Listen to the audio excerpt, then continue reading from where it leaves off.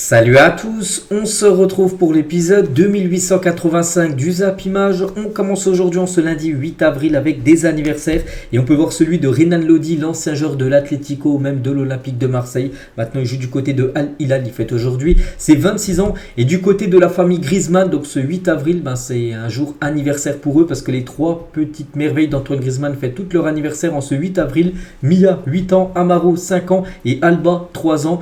Donc oui, Griezmann a eu ses trois enfants le même jour à 3 années différentes, le 8 avril. Voilà, donc c'est incroyable. Donc voilà, bon anniversaire également aux trois enfants de Grisou. On continue comme tous les lundis, on va parler de tout ce qui s'est passé bien sûr ce week-end. Ça va être long, on va parler des 5 gros championnats en Europe et on commence comme tous les lundis avec le championnat français, toujours avec la dernière affiche qui s'est jouée hier soir. Nantes contre l'équipe de Lyon dans un match stade huis clos, il n'y avait personne, il n'y avait pas de supporters. Un petit rappel pourquoi, parce qu'il y avait plus de 280 fumigènes qui avaient été craqués lors du dernier match de Nantes contre Strasbourg. Et du coup, voilà, ils ont pris un match à huis clos. Nantes, les gars, s'est incliné 3-1, donc très bonne opération pour l'Olympique Lyonnais. À noter que Nantes a mené 1-0 jusqu'à la 74e minute de jeu. Il restait un quart d'heure et ils ont pris 3 buts en 2 minutes. Lacazette 75, Fofana 77 et Orban à la 90e plus 7 minutes de temps additionnel. Donc Lyon fait le taf et Lyon prend 3 points très importants pour essayer d'accrocher une place qualificative pour jouer une coupe européenne la saison prochaine. Donc les statistiques de la partie, donc Lyon c'est plus 19 tirs, 10 tirs cadrés, 3 buts inscrits. L'équipe de Nantes, il y a eu aussi pas mal de tirs, 14 tirs. Mais seulement 6 tirs cadrés, un but marqué. Donc voilà, logiquement Lyon, j'ai pas vu le match, mais bon, d'après les statistiques, là je me réfère aux stats, donc Lyon mérite sa victoire et Lyon assomme cette équipe du FC Nantes, comme je dis, en un quart d'heure. Ils ont réussi à marquer 3 buts, cette équipe de l'Olympique Lyonnais. Et c'est vrai que Lyon, quand même, si on compare cette fin de saison et le début de saison, c'est le jour et la nuit. Donc Pierre Sage, c'est juste dingue. Donc finale déjà de Coupe de France, n'oubliez pas contre le PSG, ça sera le 25 mai prochain. 15 victoires en 21 matchs et plus 8 places gagnées en championnat. Et dire qu'il n'a pas encore ses diplômes d'entraîneur qui passera, tiens, j'en ai parlé il y a quelques jours, il passera au mois de juillet ou août, je pense que c'est plutôt juillet, pour passer ses diplômes, parce qu'actuellement Lyon paye 25 000 euros. Tiens, hier ils ont payé 25 000 euros voilà, la LFP, parce qu'en gros il n'a pas ses diplômes. Et voilà, en gros ils prennent une amende à chaque fois. Donc voilà, concernant Pierre Sage, il n'a pas ses diplômes, mais il fait du taf énorme du côté de Lyon. Regardez la preuve à Lyon lors de ses 14 premières journées, 7 points pris seulement en 14 matchs. Et Lyon sur les 14 derniers matchs, 31 points pris. Quasiment 4 fois plus de points pris, donc voilà, ça va beaucoup mieux pour cette équipe de l'OL. Et actuellement sur une belle série en Ligue 1, Lyon va maintenant devoir se frotter un sacré calendrier pour les prochains matchs. Donc tout d'abord la réception de Brest, actuellement deuxième Brest.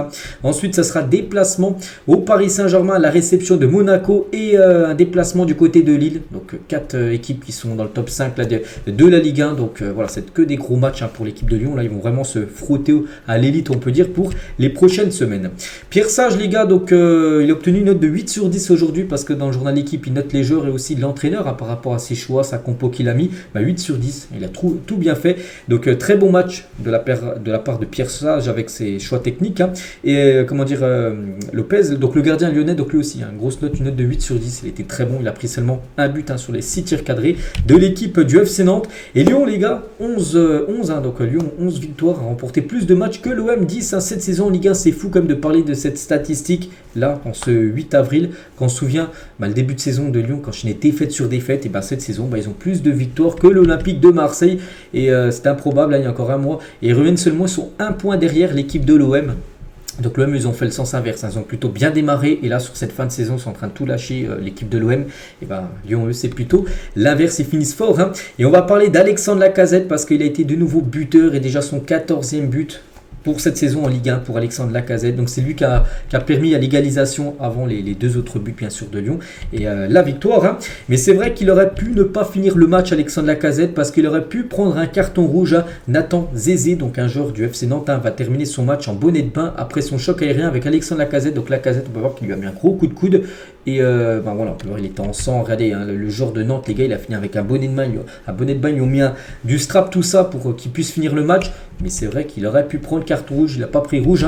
Alexandre Lacazette sur ça. Et Pedro Chirivella, il a dit, pense que l'arbitrage du soir est en faveur de Lyon. Donc lui, c'est un joueur, tiens, c'est le joueur là qu'on peut voir là sur l'image de gauche. C'est un joueur de Nantes. Il a dit, pour moi, il y a rouge sur Lacazette. Certainement, il y a des joueurs qui auraient pris rouge sur ça. Lacazette s'en sort très très bien.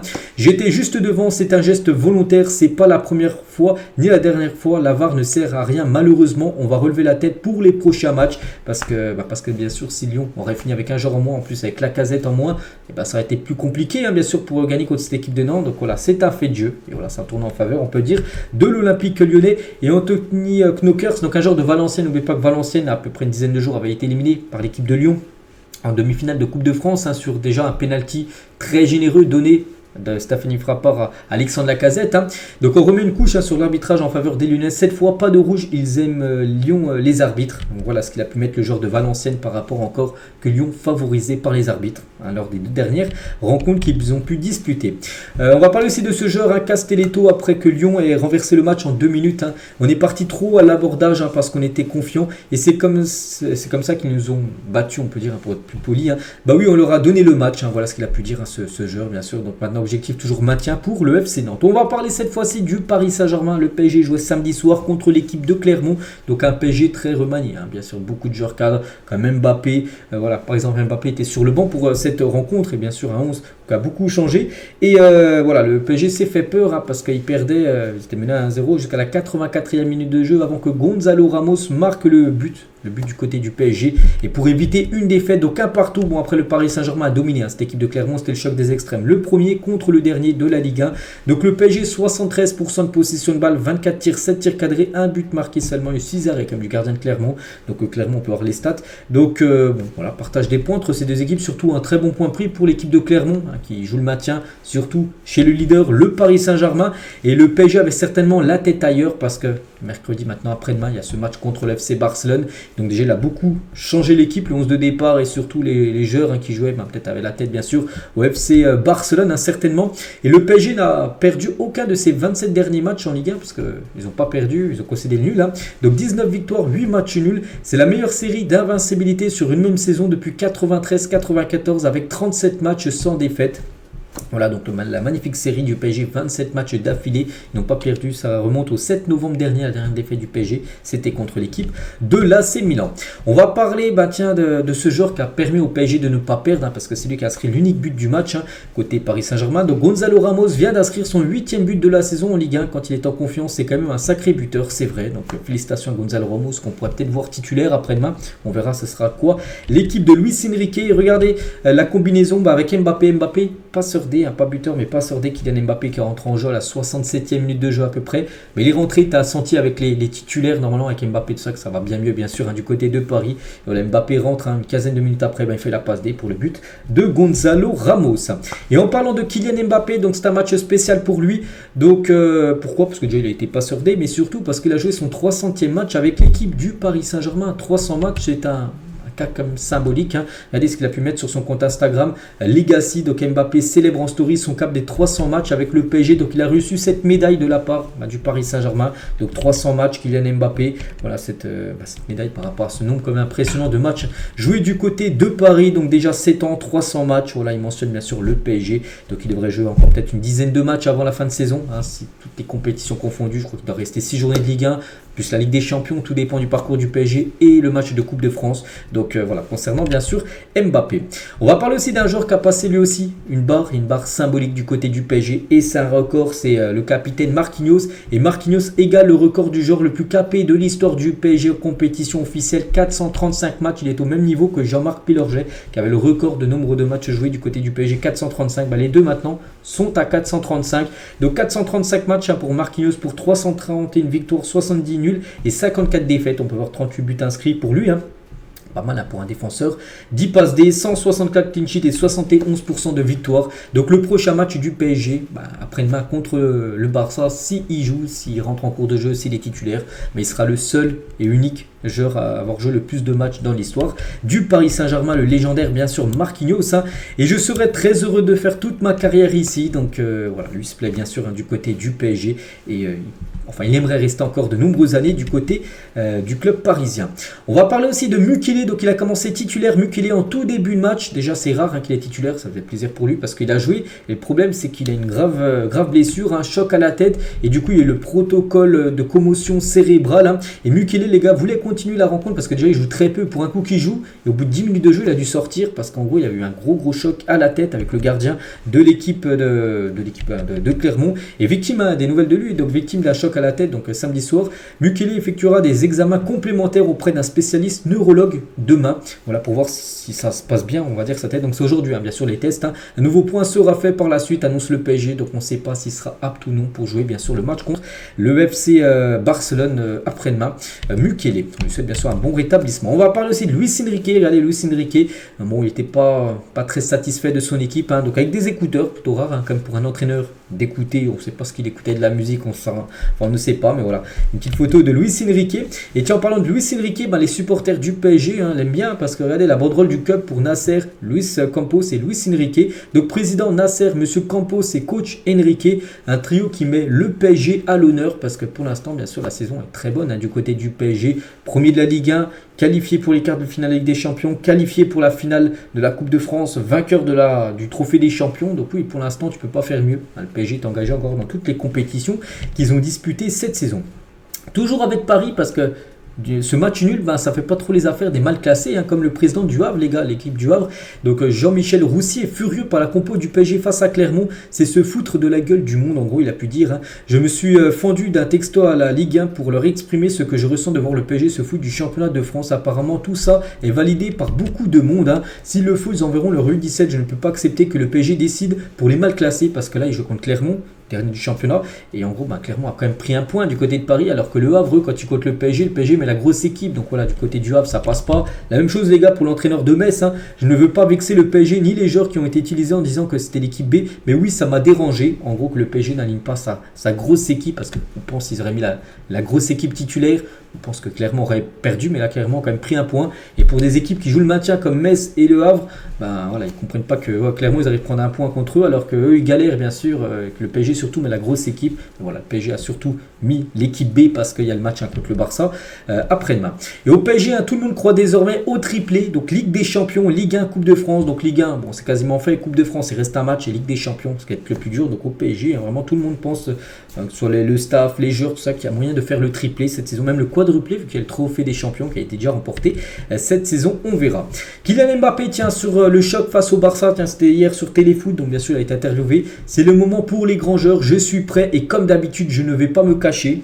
Donc il avertit le Barça, les gars, qui va être prêt, Kylian Mbappé, pour cette rencontre. Il a également dit, chaque année, cette période est un tournant de la saison. À la fin du mois d'avril, on aura une indication sur le type de saison qu'on est susceptible de faire. Après le résultat, c'est dans les mains de Dieu. Donc voilà ce qu'il a pu dire Kylian Mbappé, qu'il est prêt tout simplement à affronter le FC Barcelone après-demain. Et le CUP aussi, le collectif Ultra Paris, les gars, a lancé ce communiqué. Et regardez ce qu'ils ont pu mettre. Bon, je ne vais pas tout lire, mais par exemple, petite phrase, un petit pic, vous voyez, sur le FC Barcelone. Cet ignoble Barcelone, si souvent favorisé par l'arbitrage, doit se sentir en terre plus qu'hostile. Regardez, c'est ici, voilà, au milieu là. Voilà, doit se sentir en territoire plus hostile. Il est de notre devoir de faire du parc une forteresse terrifiante pour l'adversaire avec la détermination de notre équipe, quel que soit imprenable. Voilà, donc voilà, ils avertissent que le club, déjà, il y aura.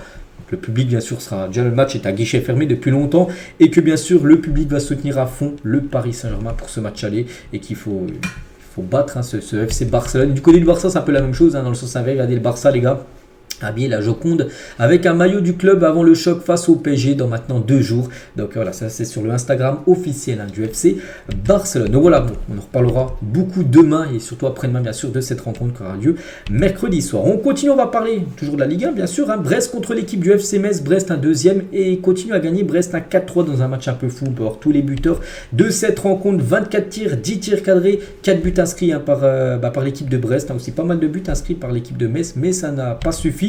Et du coup Brest s'est fait peur parce qu'ils ont gagné que 4-3, mais ils ont quand même gagné à la fin. Puis voilà, ces points pris là Et, voilà, c'est des points qu'ils ont pris, c'est des points qui vont certainement permettre à cette équipe de jouer une Ligue des Champions saison prochaine. C'est incroyable, ils n'ont jamais joué une Coupe européenne, hein, l'équipe de Brest, même pas l'Europa League, rien du tout. Ils vont jouer la Ligue des Champions certainement la saison prochaine. On va parler de ce joueur Kamori Doumbia, 21 ans. Donc il est arrivé, tiens, c'était au mercato de janvier, et il a marqué quand même 6 buts et 3 passes D depuis janvier, hein. C'est quand même une recrue incroyable. Il a été buteur bien sûr contre Metz ce week-end. Brendan Chardonnay, il a dit: on est tombé dans un faux rythme, on a arrêté de jouer peu importe l'équipe en face quand on leur donne des cadeaux, et moi le premier, il faut assumer, on s'est fait peur. Donc voilà, par rapport à cette rencontre, voilà ce qu'il a pu dire pas le coach, le capitaine plutôt de l'équipe de Brest, hein. Et Georges Mikotadze, double buteur côté FC Metz, hein. Donc c'est vrai que cette saison, malgré que Metz, les gars, est 17e de Ligue 1 et avant-dernier du championnat, il y a juste Clermont qui est derrière eux, bah, lui réalise une belle saison, 14 matchs, 7 buts et 3 passes décisives si on prend compte les 2 matchs qu'il avait joué en tout début de saison et les matchs là qu'il a joué depuis son retour en janvier dernier. Donc voilà, des belles stats pour lui, mais le problème c'est que son équipe, hein, autour, hein, n'est pas assez bonne, on peut dire, pour rester en Ligue 1 pour l'instant, parce qu'ils sont quand même avant-dernier de ce championnat. Et Mathieu Hudol, donc le capitaine de l'équipe de Metz, hein, quand on joue un maintien, il comprend autant de buts, ça, ils ont pris encore 4 buts hier. Donc ils ont pris quand même 9 buts sur les 2 derniers matchs. Ils avaient pris 5 lors du match avant contre Monaco. Donc voilà, ça fait 9 buts en 2 matchs. C'est difficile de gagner des matchs, hein, quand tu prends autant de buts par match, hein. On avait bien commencé en ouvrant le score, c'est rare dans cette saison. On s'est fait trop rapidement rejoindre. Donc voilà, maintenant il faut se réveiller. Enfin, c'est pas se réveiller, mais il faut mieux finir. Après, c'est encore totalement jouable, bien sûr, pour le FC Metz de se maintenir en Ligue 1. On va parler de Monaco contre le Stade Rennais. C'était hier et Monaco s'est imposé 1-0 à Cluj, l'unique buteur du match. Donc parfait, bien sûr, hein, pour l'équipe de l'AS Monaco. Les statistiques de la partie. Donc Monaco retrouve le podium. Donc il y a le PSG, Brest et Monaco est actuellement 3e de la Ligue 1, potentiellement qualifié directement pour jouer la saison prochaine en Ligue des Champions. Et le buteur, les gars, c'est lui à Cluj, hein. Donc il a joué à peu près 1100 minutes, à peu près 12 matchs complets depuis le début de saison pour 7 buts et 3 passes D. C'est pas mal quand même, hein, pour les stats de ce jeune joueur. Il est tout jeune, je ne sais même pas s'il a 20 ans ce joueur. Donc voilà, déjà 7 buts et 3 passes D en 12 matchs pour le jeune Akluch, et l'unique buteur de cette rencontre hier. Et Monaco, les gars, c'est ce qui est fou, hein, c'est qu'ils sont 3e. Il vient de remporter seulement son premier match en 2024 à domicile, hein. C'est une équipe qui voyageait très bien à l'extérieur, hein, ils gagnaient match sur match, mais à domicile ils avaient beaucoup de mal. Leur dernière victoire à domicile, ça remontait au 3 décembre 2023, il y a 5 mois, leur dernière victoire à domicile en Ligue 1. Donc ça, c'était contre Montpellier, dernier coup ils avaient gagné. Ils ont gagné contre Rennes, hein, ce week-end. Félicitations à eux. Regardez les derniers matchs, bon, il y a des victoires à Lens, à Strasbourg, à Metz, donc beaucoup à l'extérieur, mais à domicile, hein, ceux qui faisaient du surplace. PSG et Lorient, c'était des matchs nuls, mais pas de victoire. Et là, ça les a enfin gagné à domicile. C'est ça qu'ils sont en forme actuellement à l'équipe de l'AS Monaco. Et côté Rennais, donc eux, c'est le sens inverse, hein. Rennes, les gars, ils n'arrivent plus du tout là. Le Stade Rennais n'a inscrit aucun but sur ses 3 derniers matchs, hein. 2-0 contre Strasbourg, ils ont perdu, 1-0 contre Paris en Coupe de France et 1-0 contre Monaco. Donc voilà, ils n'arrivent plus du tout à marquer, hein, cette équipe de Rennes. Et c'est vrai qu'actuellement, la saison n'est pas bonne, hein. 9e après 28 journées, 10 victoires, 9 nuls et 9 défaites. Non, la saison n'est pas bonne, hein, du côté du Stade Rennais, qui risque de jouer aucune compétition européenne saison prochaine. Lens contre l'équipe du Havre, hein, c'est que Lens aussi déçoit cette saison par rapport, si on compare, hein, par rapport à la saison dernière, vous avez fini 2e quand même. Donc Frankowski buteur et Sabi buteur sur penalty côté Havre, donc partage des points, ça fait pas du tout les affaires bien sûr, hein, du Racing Club de Lens, hein, et c'est compliqué en ce moment pour Lens, hein, qui enchaîne un 3e match sans victoire, même avec 2 défaites et un nul contre l'équipe du Havre. La Ligue des Champions commence sérieusement à s'éloigner bien sûr, hein, pour les Lensois. Il y avait aussi un Montpellier contre l'équipe de Lorient, Montpellier 2-0, Savanier sur penalty, hein. C'est un joueur qui marque tout le temps ses pénaux. Et Caramo en toute fin de match, hein, donc parfait bien sûr pour l'équipe de Montpellier. On peut voir les stats de la partie. Il y avait aussi Reims contre l'équipe de Nice, rien à dire, un 0-0 entre ces deux équipes. Ça fait les affaires de aucune équipe tout simplement. Et il y avait aussi un Toulouse contre Strasbourg, pareil, un 0-0. Donc voilà, quand il n'y a pas de but les gars, on ne va pas s'éterniser sur le match, hein. On peut voir les stats, hein, seulement 2 tirs cadrés pour Toulouse, 1 tir cadré pour Strasbourg. Donc voilà, logiquement 0-0. Et juste sur ce match les gars, donc le magnifique tifo des supporters toulousains en hommage à Adrien, supporter décédé cette semaine. C'est pour ça qu'il y avait ce tifo Adrien, on peut voir à la vie à la mort, un des supporters toulousains. Du coup, tous les résultats de cette journée du côté de la Ligue 1. Donc je parlais de tous les matchs. Lille-Marseille, on a parlé samedi, au lendemain bien sûr de cette rencontre. Donc le 11 de la semaine avec les joueurs les plus prolifiques, hein, comme Akluch qui est un buteur côté AS Monaco. Mikotadze, malgré la défaite 4-3, il est dedans avec son doublé. Jonathan David, il est dedans. Hakimi les gars, il est dedans également. Ou je sais pas, on pourrait mettre qui, Martin, tiens, le milieu défensif du côté de Brest, est également présent dedans. Le classement des meilleurs buteurs, ça bouge pas. Toujours Mbappé en tête, 24 buts devant David, 15 buts, qui a été buteur ce week-end contre l'OM. Et Lacazette qui a été également buteur, 14 buts. Puis après, on peut voir ces 3 joueurs-là à 11 buts inscrits. Du côté de la Ligue 1, le classement, ça bouge pas non plus. Bon, si Brest, on est à 12 points d'écart entre le premier et le deuxième. Maintenant, on n'est plus qu'à 10 points vu que le PSG a fait nul et Brest s'est imposé. Donc Paris 63, Brest 53. Donc voilà, le PSG encore 2 victoires à peu près, et si Brest fait un faux pas, il pourrait être, le titre de champion de France pourrait être acquis d'ici 2 semaines, on peut dire, pour le Paris Saint-Germain. Donc Monaco 3e, et puis il commence à avoir un petit creux avec Lille, 4e, on passe les 3 premiers qui se qualifient directement, puis après on passe de 49 à 44, 5 points, il va rattraper ces 5 points pour Nice, pour accrocher un barrage, on va dire, de Ligue des Champions, puis après il y a Lens, ça fait loin, puis après il y a Marseille 39, Marseille ne jouera pas la Ligue des Champions, parce qu'ils ont 39 points, même pour accrocher le barrage à 10 points de retard alors qu'il reste plus que 6 journées, ça semble très compliqué pour l'Olympique de Marseille. On va parler rapidement de la Ligue 2, on va parler, je suis content, de la AS Saint-Etienne, les gars, contre Concarneau. La AS Saint-Etienne s'est imposé 1-0. Nadé, l'unique buteur du match, donc parfait bien sûr pour les Verts. On peut voir les statistiques de la partie. Et la AS Saint-Etienne a réussi son adversaire parce que c'était un match où déjà c'était à guichet fermé. Pour un match de Ligue 2, pas mal, pourtant c'était Concarneau en face. Pas un ogre, on peut dire, de la Ligue 2, mais voilà, c'était un match anniversaire par rapport aux 90 ans des supporters de l'AS Saint-Etienne. Donc parfait pour eux, ils ont gagné, et surtout Saint-Etienne, les gars, sur les 8 derniers matchs, c'est 7 victoires, 1 nul, 18 buts marqués pour seulement 1 but concédé. Regardez-moi cette série, magnifique, bien sûr, pour l'équipe de l'AS Saint-Etienne qui a battu l'AG Auxerre, les leaders. Ils ont battu l'équipe de 3, 5-0, Angers, le deuxième, maintenant ils sont 3e, Angers, 3-0, donc parfait, bien sûr, pour les Verts. Et tiens, en parlant d'Angers, ça fait les affaires de Saint-Etienne. Pourquoi? Parce qu'Angers, qui était 2e avant Saint-Etienne, avant cette journée, ils ont fait un partout contre l'équipe de Laval. On peut voir les 2 buteurs de la rencontre. Donc ça ne fait pas les affaires bien sûr d'Angers, parce qu'Angers, les gars, avec ce match nul, du coup, on peut voir déjà tous les résultats. Angers, niveau classement, ils sont 3e et Saint-Etienne est 2e. Les gars, ils ont le même nombre de points, mais Saint-Etienne a un meilleur goal average. Par rapport à Angers, n'oubliez pas, c'est les 2 premiers qui montent. Concernant l'AG Auxerre, les gars, Auxerre joue aujourd'hui contre 3. Donc si Auxerre gagne aujourd'hui contre 3, qui est mal classé en plus 17e, Auxerre aurait 61 points. Ça ferait 7 points d'avance sur Saint-Etienne alors qu'il reste plus que 7 journées. Ça sentirait très bon pour l'AG Auxerre. Puis après, il y aura la 2e place à prendre. Et pour l'instant, ce serait Saint-Etienne qui monterait avec l'AG Auxerre en Ligue 1. 2 clubs historiques comme du championnat français. 2 clubs qui ont gagné, bien sûr, plusieurs fois le championnat de Ligue 1. On continue, les gars. On prend cette fois-ci la direction de l'Angleterre. Toujours le 2e gros championnat que je parle. Et on commence avec le leader Arsenal qui jouait du côté de Brighton. Et Arsenal s'est imposé 3-0 ce week-end. Donc Bukayo Saka, Kai Havertz et Leandro Trossard, les 3 buteurs du côté des Gunners. Donc parfait, Arsenal a surtout match parfait avant d'affronter l'équipe demain du Bayern Munich, bien sûr en Champions League. Donc les statistiques, 20 tirs, 7 tirs cadrés pour Arsenal, 3 buts marqués. Donc rien à dire, sur Arsenal mérite totalement sa victoire. Et les Gunners sont actuellement leaders de la Première Ligue à 8 journées de la fin, 8 ou 7 journées de la fin. Donc parfait bien sûr pour cette équipe. Donc Saka buteur et 30e but et passe D pour Bukayo Saka cette saison. C'est incroyable. Donc 17 buts, toutes compétitions confondues. Donc 17 buts et 13 passes D, ce qui fait 30 buts et passe D pour Bukayo Saka. La pépite anglaise, là encore une grosse saison bien sûr. Pour Bukayo Saka, la même chose les gars pour Kai Havertz, également buteur. Et Kai Havertz les gars, sur ses 7 derniers matchs de Première Ligue, il a marqué 5 buts et 3 passes D, encore buteur. Ce week-end contre Brighton, il a marqué son 10e but avec l'équipe de Arsenal sur cette saison en Première Ligue. Félicitations à Kai Havertz. On va parler aussi du dauphin de Arsenal, les deuxièmes, c'est Liverpool. Liverpool joue hier contre Manchester United, score final 2 partout. Donc Liverpool menait 1-0 grâce à Luis Diaz. Après Manchester est revenu à 1-1, ils ont même pris l'avantage, ils menaient 2-1 grâce à Kobe Mino à la pépite Manchester United. Puis Mohamed Salah égalisé sur penalty à la 84e minute de jeu. Donc du coup partage des points. Ça n'avait pas trop les affaires de Liverpool parce qu'il y avait la place pour Liverpool bien sûr de s'imposer. Surtout que Liverpool a eu 3 fois plus de tirs. 9 tirs pour Manchester, 28 tirs pour Liverpool, 7 tirs cadrés pour Liverpool et seulement 2 buts marqués. Ils ont eu des occasions, ils n'ont pas réussi à plus mettre de buts. Ils ont fait quand même 21 frappes hors cadre comme l'équipe de Liverpool. Ils ont vraiment pêché on peut dire. Dans la finition donc du spectacle, mais 2 points de perdus surtout pour Liverpool parce que Manchester a essayé d'accrocher peut-être une place en Europa League, la Ligue des Champions.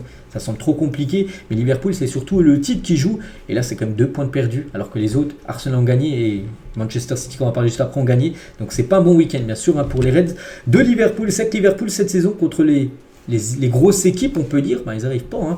une victoire seulement contre Aston Villa qui est 4e, enfin maintenant ils sont 5e, ils ont été dépassés par Tottenham, mais sinon regardez contre Tottenham, City, United, Arsenal 2 fois, en gros il y a beaucoup de matchs nuls et même quelques défaites, mais pas beaucoup de victoires pour Liverpool qui galère contre les gros du championnat cette saison en première ligue.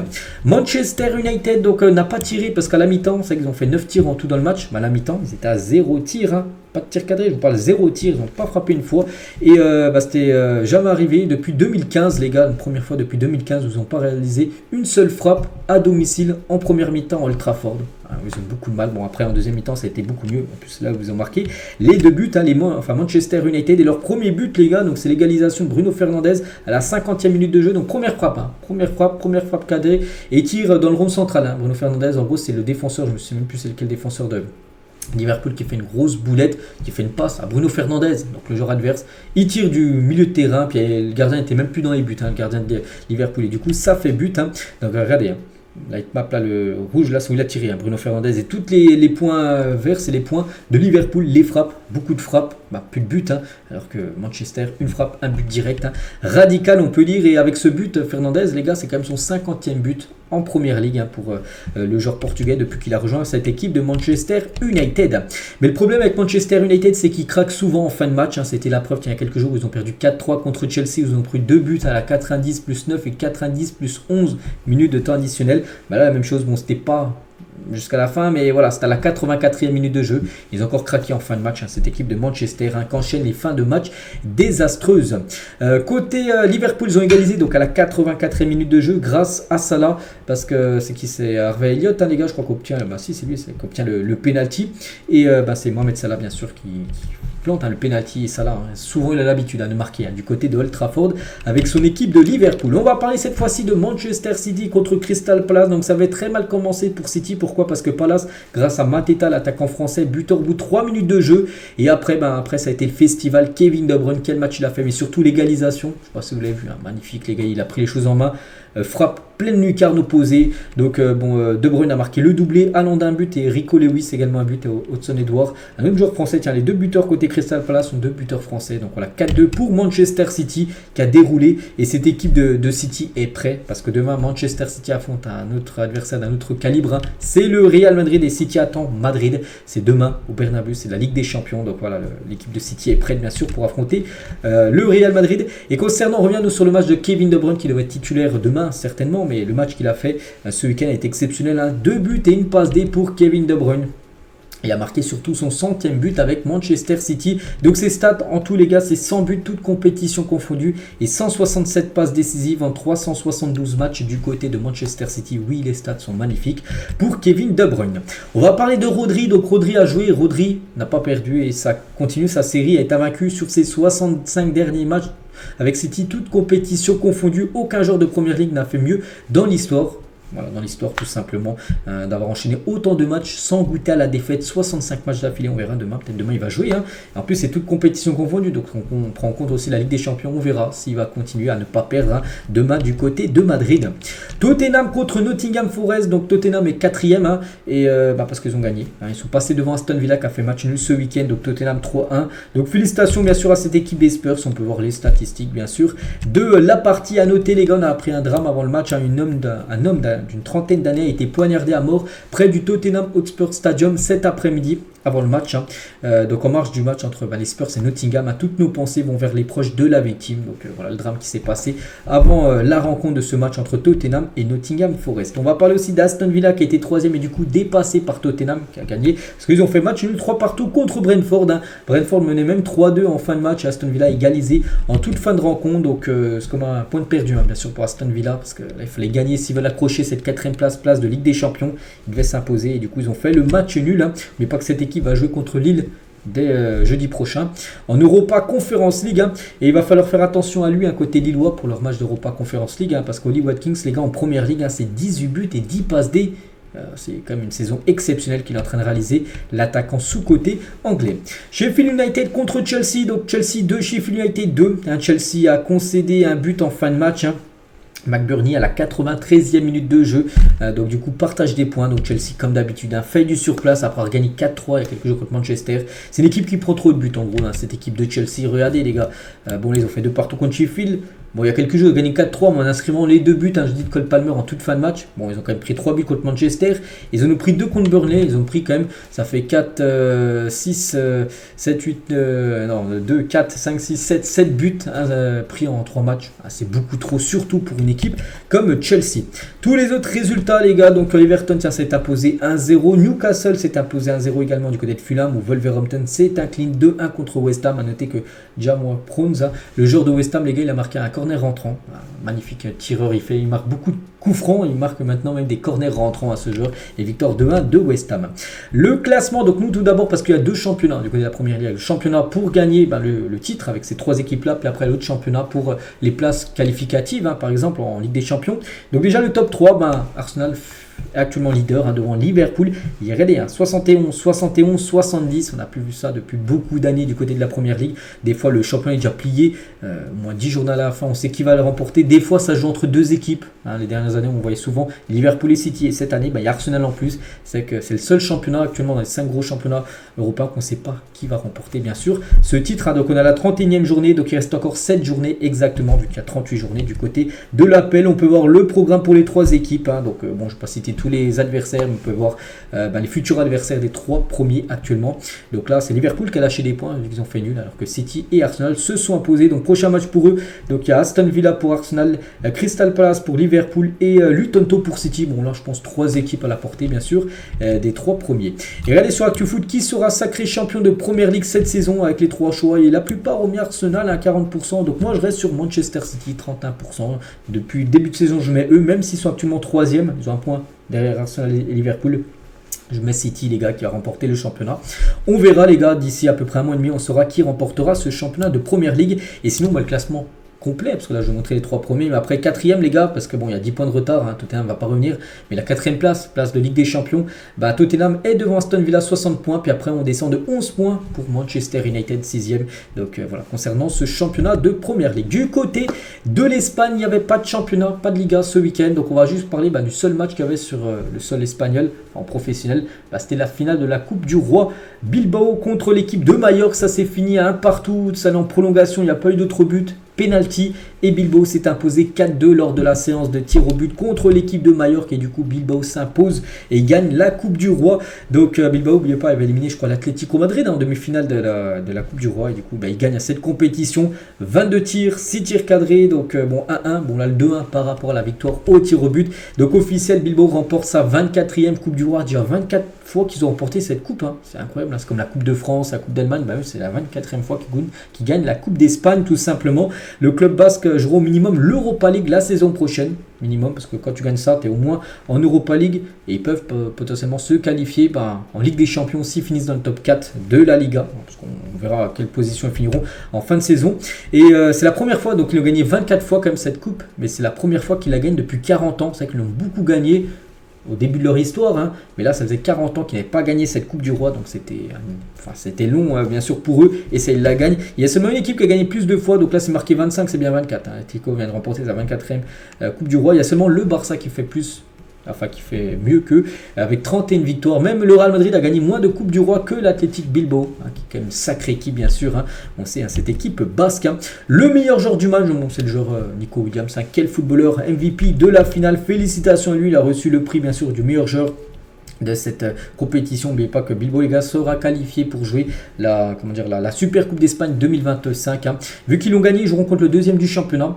Et Majorque qui a fini finaliste, je crois, contre le premier, donc ça peut faire potentiellement les demi-finales. Majorque, Real Madrid et peut-être un Bilbao, Barça en Super Coupe d'Espagne 2025. Ça se jouera en janvier 2025.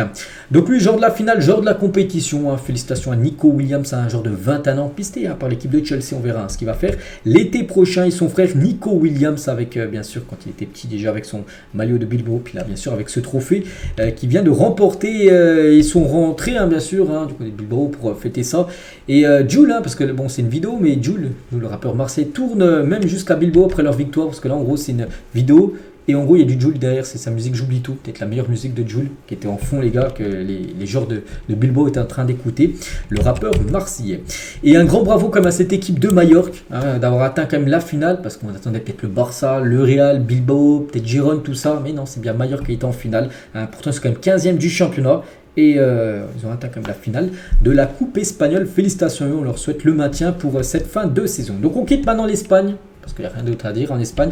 Et on passe dans le 4e championnat, je parle tous les lundis, c'est le championnat italien. Et on commence avec l'AC Milan contre Lecce. L'AC Milan s'est imposé 3-0. Pulisic, Giroud et Leao. Donc souvent les trois là sont buteurs. Mais les trois ont été buteurs lors de cette rencontre. Hein. Félicitations à l'équipe de l'AC Milan. Donc les stats en faveur bien sûr des Milanais.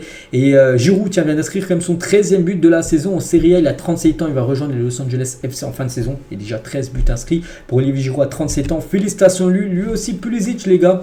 Pulisic, 10 buts cette saison en Serie A. Félicitations, c'est à Pulisic qui est en train de réaliser une très grosse saison dans un joueur de Chelsea. Yacine Nadlik a été titulaire. Bon, il n'a pas marqué, mais il a délivré quand même 2 passes décisives lors de cette rencontre. Donc décisives, bien sûr, énormément dans le match. Donc voilà, regardez toutes les notes, bien sûr, des joueurs de l'AC Milan, tout le monde quasiment a eu du vert lors de cette rencontre. AS Roma contre la Lazio, donc c'était le derby de Rome, la AS Roma contre la Lazio de Rome, donc c'est toujours un match spécial et c'est la AS Roma qui s'est imposé grâce à Mancini, l'unique buteur du match à la 42e minute de jeu. On peut voir les statistiques de la partie et la AS Roma s'adjuge le derby. À noter déjà qu'il y avait un joueur, ça faisait longtemps qu'on ne l'avait pas vu, absent depuis le 4 juin dernier. Tiens, voilà, ça va bientôt faire, ça faisait 10 mois qu'il n'était pas là. Donc Tammy Abraham est de retour sur le terrain, donc il avait une rupture des ligaments croisés, les gars, il a loupé plus de 280 jours et il a pu jouer ce match. Bon malheureusement, non, ils sont imposés donc tant mieux, mais voilà, ça fait plaisir de revoir l'attaquant anglais, l'ancien joueur de Chelsea, du côté de l'AS Roma. Ça faisait quasiment un an qu'il n'avait plus joué, donc bon retour pour lui avec une victoire. Et à noter que c'était chaud entre Guendouzi qui s'en est pris à Paulo Dybala parce qu'il lui a montré son protège tibia avec la Coupe du Monde. Donc voilà, c'était chaud entre les deux. Et Dybala, les gars, ce qu'il a fait, il a montré, il a montré son protège tibia. En gros, le protège tibia de Dybala, en gros, c'est lui avec la Coupe du Monde, tout simplement. Bon là, c'est peut-être pas celui-là, mais c'est un protège tibia où il a gagné la Coupe du Monde. Voilà, tout simplement. Il a montré à Guendouzi, puis Guendouzi était avec l'équipe de France. On ne pas, il y a eu France-Argentine en finale où Dybala était côté argentin. Donc c'est pour ça que c'est très chaud entre les deux, entre Guendouzi et Paulo Dybala. La Juventus Turin contre la Fiorentina, 1-0 pour la Juventus Turin. Gatti, l'unique buteur du match, donc parfait pour la Juve qui reprend un peu bol d'oxygène parce que la Juve là depuis quelques temps c'était une catastrophe. Donc ils ont été dominés quand même la Juve, seulement 8 tirs, 2 tirs cadrés, c'est peu quand même pour une équipe comme la Juventus Turin, mais voilà, ils ont marqué un but et du coup gagné le match. Naples les gars s'est imposé 4-2 du côté de Monza, parfait côté napolitain. Donc Zielinski, Raspadori, Politano et Victor Osimhen ont été les 4 buteurs. À noter que Naples a inscrit ses 4 buts en deuxième période. Donc les statistiques de la partie, bon, Naples mérite bien sûr totalement sa victoire. Et Bologne qui était 4e a fait une match nul contre Frosinone. Ça c'est pas un bon résultat bien sûr pour l'équipe entraînée par Thiago Motta. Tous les autres résultats, notez que l'Inter, j'en ai pas parlé parce que l'Inter joue ce soir à Desenani. C'est ce soir à 20h45 du côté de Udinese. On en parlera bien sûr demain. Mais l'Inter les gars, s'il s'impose, se rapprochera encore un peu plus de gagner le championnat. Ils ont toujours 11 points d'avance sur l'AC Milan, mais voilà, l'Inter pourrait reprendre encore 3 points d'avance, donc 14 points si ce soir bien sûr il gagne. Donc voilà, concernant ce championnat qui est plié, parce que bien sûr l'Inter va remporter ce championnat. Et Bologne, malgré leur match nul, toujours à la 4e position, mais l'AS Roma a grappillé des points bien sûr sur l'équipe de Bologne. Et on finit avec le 5e et dernier championnat, le championnat allemand. Et on commence avec la surprenante équipe de Leverkusen qui jouait du côté de Union Berlin. Et Leverkusen s'est imposé 1-0 grâce à qui? Grâce à Florian Wirtz, buteur. Buteur avec Leverkusen, un buteur sur pénalty à la 53e minute de jeu. Donc voilà les statistiques. Union Berlin joue quand même toute la deuxième mi-temps avec un joueur en moins. Gossens a pris double jaune, donc du coup carton rouge. Bon, un tir cadré seulement pour Berlin, 8 tirs cadrés pour Leverkusen qui aurait pu mettre beaucoup plus de buts, mais bon, soit 1-0, 4-0, c'est pareil pour eux. C'est de nouveau une victoire et cette saison en Bundesliga, c'est 24 victoires, 4 matchs nuls, 0 défaite, 69 buts marqués, 19 buts encaissés, 16 points d'avance les gars, on a 16 points d'avance à 6 journées de la fin. Donc déjà, là, voilà, c'est en Bundesliga, 24 victoires, tout ça. Et toute compétition confondue, c'est 41 matchs de suite sans perdre. Je ne sais pas si vous réalisez ce qu'est en train de faire le Bayer Leverkusen. Donc c'est simple, la semaine prochaine, s'ils gagnent les gars contre le Werder de Brême, il y a des chances, et ça sera officiel. Ils seront sacrés champions. En plus, ça sera chez eux. Parce que là, ils ont joué à l'extérieur, là, Union Berlin, donc la semaine prochaine, ça sera à domicile. Donc voilà, sa victoire contre le Werder. Ils seront sacrés champions d'Allemagne. Et même s'ils ne gagnent pas, même si ils font nul ou ils perdent, je ne sais pas, parce que toujours pas perdu cette saison, et si le Bayern ne gagne pas la semaine prochaine, s'ils font un match nul, le Bayern, ils seront quand même champions. Donc voilà, ça, c'est une question de jour pour voir le Bayer Leverkusen sacré champion d'Allemagne, parce que le Bayern Munich, on se demande ce qu'ils font, le Bayern, les gars qui jouent contre Edenheim, une équipe promue, ils gagnaient 2-0 le Bayern. Voilà. Normalement, ça devait le faire, les gars. Ils gagnaient 2-0 à la mi-temps, ils ont perdu 3-2 50e, 50, et en 2 minutes, une minute même, ils ont pris 2 buts, hein, voilà, c'est fou.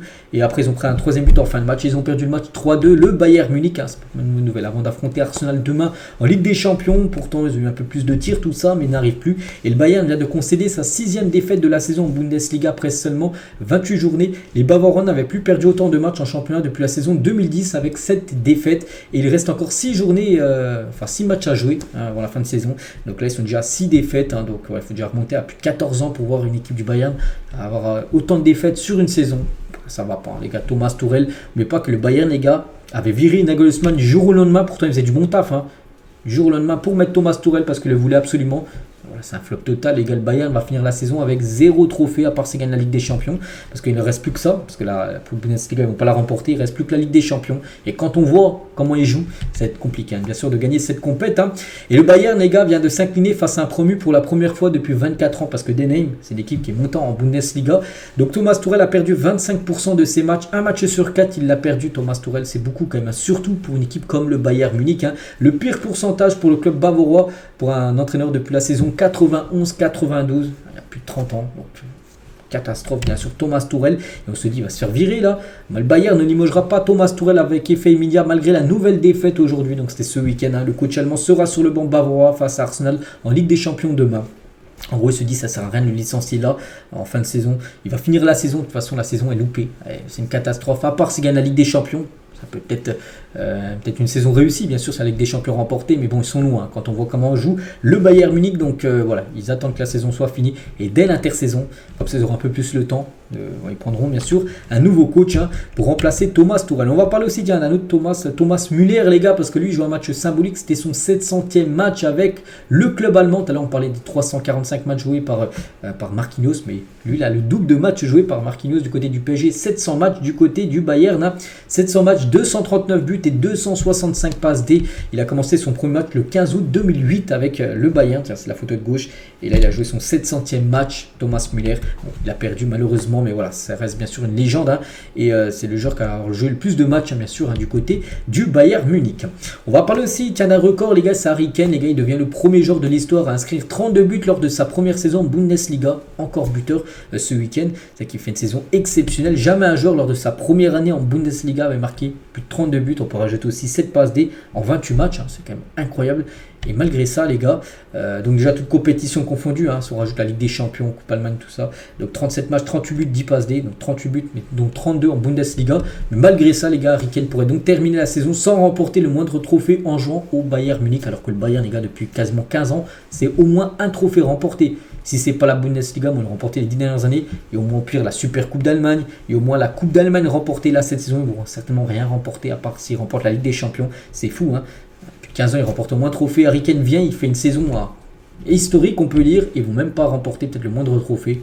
À part sa Ligue des Champions remportée, mais comme j'ai dit, hein, ils sont loin de la remporter parce que ça va être compliqué, parce qu'Arsenal pour l'instant est bien meilleur, hein, que l'équipe du Bayern Munich.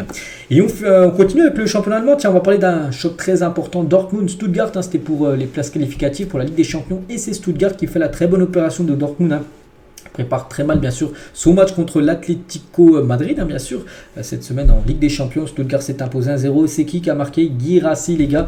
Guirassy, buteur, l'unique buteur du match, 26 buts, 2 passes D, c'est fort, hein, bien sûr pour lui. Regardez, hein, ces 5 derniers matchs de Bundesliga, à chaque fois il a marqué, hein, Dortmund et Denheim, Hoffenheim, Union Berlin et Wolfsburg, un doublé. Voilà, donc ce jour, n'oubliez pas qu'il y a une clause à 17 millions d'euros.